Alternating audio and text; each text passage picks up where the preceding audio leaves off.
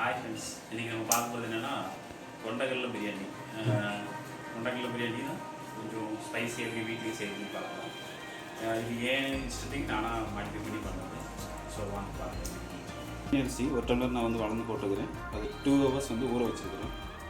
So இந்த மசாலா அரைக்கிறது ரெண்டாவது நான் சொல்கிறேன். இந்த மசாலா அரைச்சி வச்சுருக்கிறேன், தக்காளி அரைச்சி வச்சுருக்கேன், 4 தக்காளி அரைச்சி வச்சுருக்கிறேன், 2 வெங்காயம் வந்து நீளமாக நறுக்கி வச்சுருக்கிறேன், ஒரு கை புதினா, ஒரு கை மல்லி வந்து புதினா சாப் பண்ணி வச்சுருக்கிறேன். இது பார்த்திங்கன்னா மீல் மேக்கர் வந்து ஒரு கை அளவுக்கு நான் வெந்நீரில் போட்டு ஊற வச்சுருக்கிறேன். அப்புறம் மசாலாவுக்கு வந்து மல்லித்தூள், மிளகாத்தூள், மிளகு சீரகப்பொடி, மஞ்சள் தூள், தேவையான அளவு உப்பு, நெய், தயிர், அப்புறம் தாளிக்கிறதுக்கு ஒரு பிரியாணி இலை, 4 ஏலக்காய், 2 பட்டை, ஒரு ஸ்டாரு, கொஞ்சம் கடல் பாசி, இது மட்டும் எடுத்து வச்சுக்கிறேன். இப்போ எப்படி செய்கிறதுன்னு பார்க்கலாம். டேரெக்டாக இது குக்கர்லேயே வச்சிடலாம். இப்போ கொஞ்சம் எண்ணெய் ஊற்றுறேன்.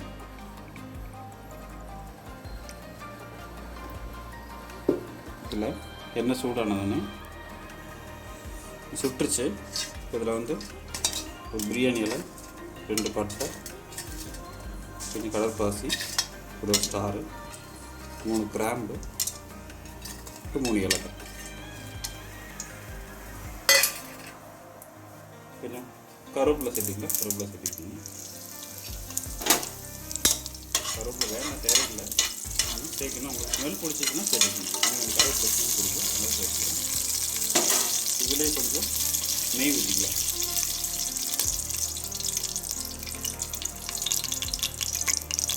நெய் கடைசியில் சேர்க்கணும் சேர்த்துக்கலாம், அப்புறம் முதல்ல சேர்க்கணும் சேர்த்துக்கலாம். நான் தாளிக்கும் போதே சேர்த்துக்கிறேன். லைட்டாக பொரிஞ்சிடுச்சு. இப்போ இதில் வந்து நம்ம வந்து வெங்காயம் சேர்த்துக்கலாம். நீளமாக இருக்கு வச்சு வெங்காயத்தை சேர்த்துக்கலாம்.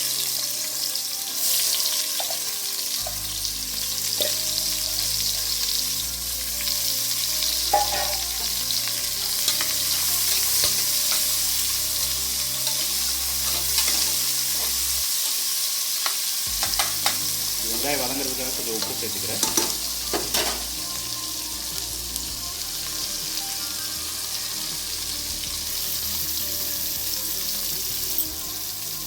வதங்கிறதுக்காக மட்டும்தான் சேர்த்துக்கேன்.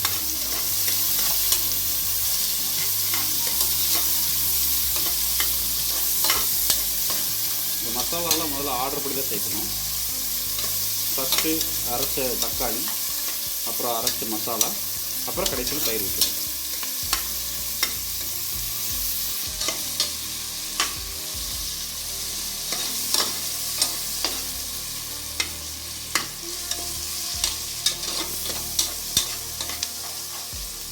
வதங்கிடுச்சு. இந்த ஸ்டேஜில் நம்ம தக்காளி சேர்த்துக்கலாம். அரைச்சி தக்காளி ஊற்றுறோம். அரைச்சி தக்காளி ஊற்றிட்டு நல்லா கிண்டி விட்டுருணும். கிண்டி விட்டு இந்த எண்ணெய் தனியாக தக்காளி தனியாக பிரியணும். அப்படி வதக்கணும். ஸோ கொஞ்சம் மூடி வச்சிட்டிங்கன்னா எப்படி ஒரு 2 நிமிஷத்தில் நல்லா வதக்கி தனியாக தக்காளி தனியாக பிரியும். அப்படி எண்ணெய் தனியாக பிரியும். முழு தக்காளி சேர்க்கலாம். நான் அரைச்சி சேர்த்திங்கன்னா நல்லாயிருக்கும், டேஸ்ட் நல்லாயிருக்கும். கொதிக்க ஆரம்பிச்சிருச்சு. நான் பிளேட்டு போட்டு நான் ஏற்கனவே சொன்ன மாதிரி எல்லாமே தேவையான பொருளை காட்டிட்டேன். கொஞ்சம் எப்படி அதுக்கு தேவையான மசாலா எப்படி அரைக்கிறதுன்னு பார்த்துக்கலாம்.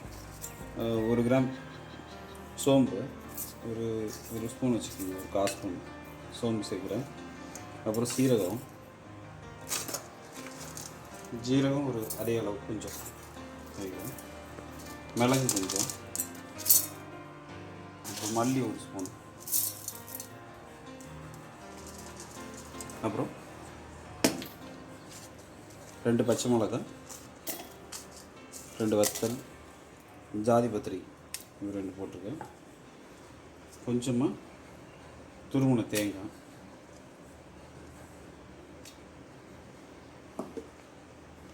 அப்புறம் பொடி வெங்காயம் ஒரு 10 வெங்காயம் நறுக்கி வச்சுருக்கிறேன், அது சேர்த்துக்கிறேன். புதினா ஒரு கை புதினா சேர்த்துக்கிறேன். கொஞ்சமாக மல்லி இலை, மல்லியில் தண்டோடு கூட சேர்த்துக்கலாம், ஒன்றும் பிரச்சனை இல்லை.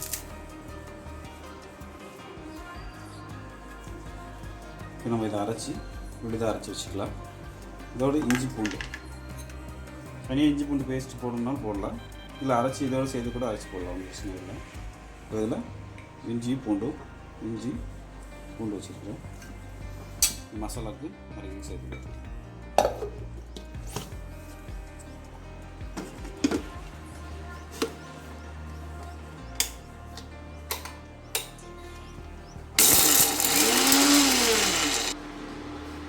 மசாலா அரைச்சி வச்சு இது சாப்பாடு சேர்த்துக்கலாம். ரெண்டாவது எப்படி சேர்த்துன்னு சொல்கிறேன். இப்போ எண்ணெய் பிரிய ஆரம்பிச்சிருச்சு. இப்போ நம்ம இதில் வந்து மிளகாப்பொடி இந்த பொடியெல்லாம் சேர்த்துக்கலாம். உரப்பு தக்கன மிளகாப்பொடி போட்டுக்கோங்க. 1/2 ஸ்பூன் போட்டுக்கேன் நான். எனக்கு உரப்பு அவ்வளோ ஆகாது. மல்லிப்பொடி 1/2 ஸ்பூனு,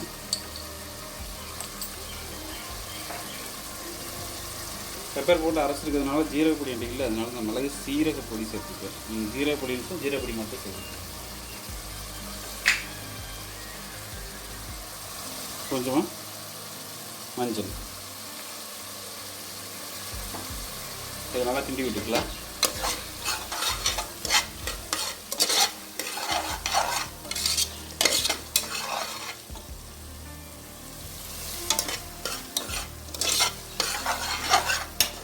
இப்படி எண்ணெய் தனியாக தக்காளி தனியாக பிரிக்கணும்.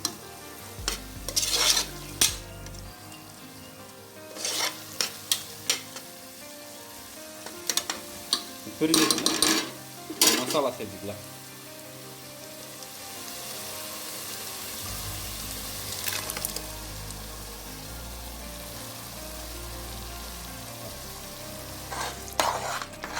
மசாலா சேர்த்து நல்லா 2 கிண்டி விட்டுருக்கோம். மசாலா கொதிக்கட்டும். அதுக்கப்புறம் இதில் 1 கப் தயிர் சேர்த்துக்கலாம். இப்போ இதில் வந்து 1 கை புதினா, 1 கை மல்லி சேர்க்கணும். கண்டிப்பாக நீங்கள் புதினா சேர்த்தாங்க, அப்படின்னா ஒரு பிரியாணி டேஸ்ட்டில் வந்து நல்லாயிருக்கும்.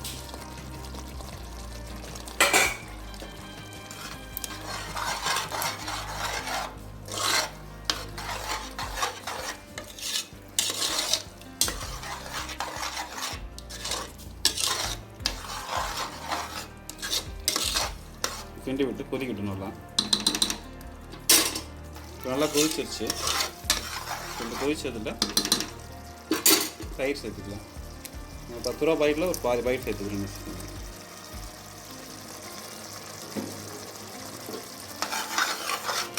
தயிர் சேர்த்தா தான் நல்லா பிரிஞ்சு வரும் ரைஸில்.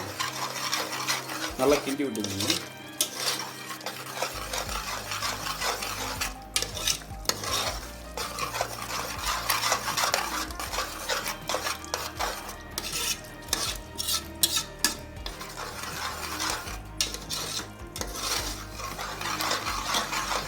இவ்வளோ கிரேவியாக இருக்குது எப்படின்னு சொல்லி நீங்கள் பார்க்கலாம். இதில் நம்ம வந்து மீல் மேக்கர் போடுறதுனால அது கொஞ்சம் பாதி இது போகும், இடத்த பாதி எடுத்துக்கோது. ஸோ ரைஸ் கம்மியாகவும் மீல் மேக்கர் அதிகமாக இருக்கும், அப்புறம் கொண்டக்கடலை அதிகமாக இருக்கும்.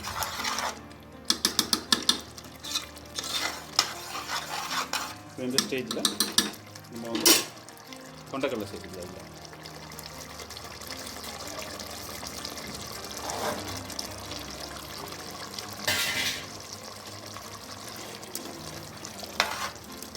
இது கொஞ்சம் மசாலா அதிகமாக சேர்த்தா தான் நல்லாயிருக்கும். ஏன் அப்படின்னா இது கொஞ்சம் ரா ஸ்மெல் அடிக்கும் இந்த கொண்டக்கடலை வந்து.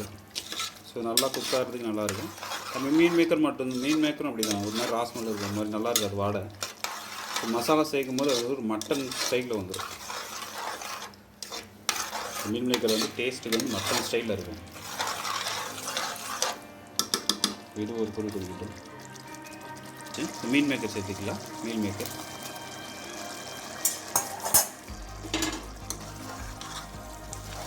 சேர்த்துட்டு நல்லா கிண்டி விட்டுருங்க.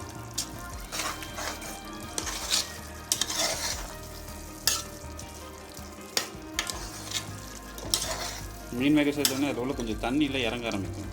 ஸோ கிரேவி இன்னும் கொஞ்சம் தண்ணி கொடுக்கும்.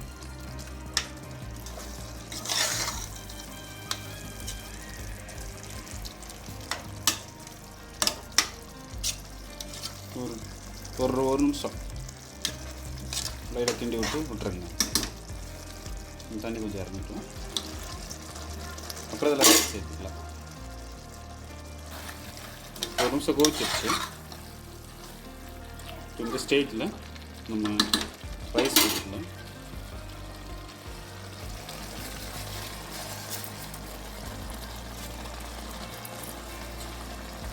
பிரியாணி ரைஸ் சேர்க்கறதுனால தண்ணி கொஞ்சம் கண்ணளவுக்கு சேர்த்தா போதும். இப்போ தண்ணி கொஞ்சம் கம்மியாகவே சேருங்க. இதுக்கு இவ்வளோ அளவு தண்ணி அப்படின்ட்டுலாம் ஊற்ற முடியாது. இன்னும் கம்மியாக தான் தண்ணி தேவை இருக்கும். முங்குற அளவுக்கு தண்ணி வச்சா போதும் பிரியாணி ரைஸ் மட்டும். மற்றபடி நீங்கள் சாப்பாடு அரிசி வச்சிங்கன்னா நீங்கள் வழக்கமாக எவ்வளோ தண்ணி வைப்பீங்களோ அந்த அளவுக்கு தண்ணி வைக்கணும். இன்னும் பிரியாணி ரைஸ்க்கு அப்படி வைக்க முடியாது.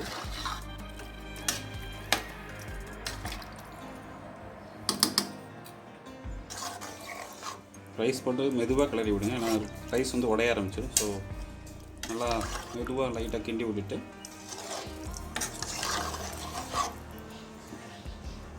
ரெண்டு விசில் வைக்கலாம். இல்லைன்னா நீங்கள் ஒரு விசில் வச்சு 10 நிமிஷம் சிம்மில் வச்சுக்கலாம். இல்லை அப்படின்னா ரெண்டு விசில் வச்சுட்டு அப்புறம் ஏர் இறங்குற வரையும் அப்படியே இருக்கணும். அதுவாக ஏர் இறங்கி முடிச்சதுக்கப்புறம் நம்ம ஓப்பன் பண்ணணும். ஸோ இப்போ விசில் போட்டுடலாம்.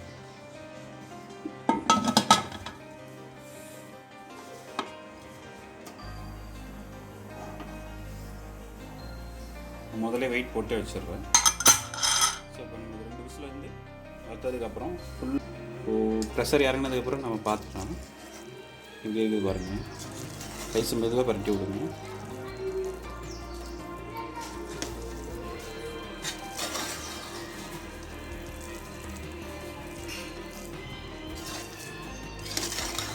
இப்போ சர்வ் பண்ணுறது தயாராகிடுச்சு.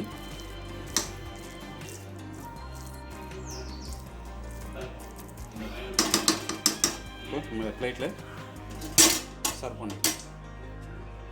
கொண்டக்கடலை புலாவ் ரெடி ஆயிடுச்சு. இப்போ டேஸ்ட் பண்ணி பார்க்கலாம். சும்மா கார்னிஷிங்காக இதெல்லாம் வச்சுருக்கேன்.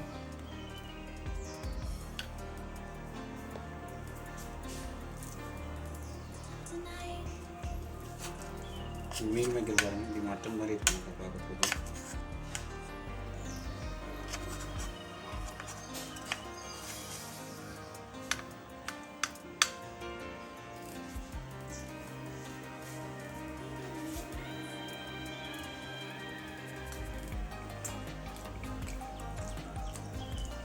சூப்பராக இருக்கும். நீங்களும் வீட்டில் ட்ரை பண்ணி பாருங்கள். குழந்தைங்களுக்கு இது ரொம்ப பிடிக்கும். நீங்கள் அவ்வளோவா காரம் சேர்க்கல. காரம் இருந்துச்சுன்னா குழந்தைங்க மேக்ஸிமம் சாப்பிட மாட்டாங்க. இப்போ அதிகமாக காரம் சேர்க்க மாட்டேங்க.